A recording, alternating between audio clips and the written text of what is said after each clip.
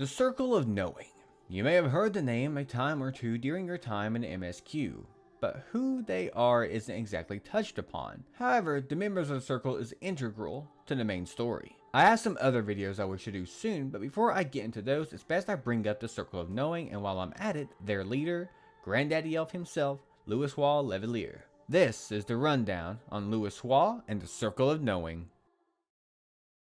Louisoix was 72 years old and one of Sharlayn's most respected sages and a rival of Matoya. He founded the Circle of Knowing to intervene in the prophecy of the 7th Honorable Era that was outlined in the Divine Chronicles, and to safeguard Eorzea's future. Louisoix was tired of the war and unhappy with the Forum's unwillingness to intervene themselves, so he decided to do it himself. He met in secret with 12 pupils forming the Circle and sent them out to the city-states to warn them of the Garlean threat and the war that it would bring, to re-establish the Grand Companies. The Circle allowed him to act outside the Forum's neutrality policy.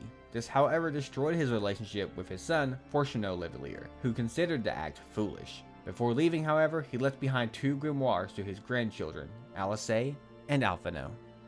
He would journey to the trees as he joins the Eorzean Alliance, joining the Gridania banner as their chief tactician.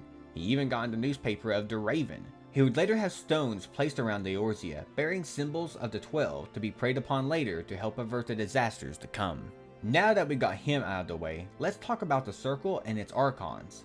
The group itself was founded by Louisoix and was dedicated to the salvation of Eorzea. The organization itself was active in the year 1562 of the 6th Astral Era until the Calamity, active only for 10 years. All the members of the Circle are Archons.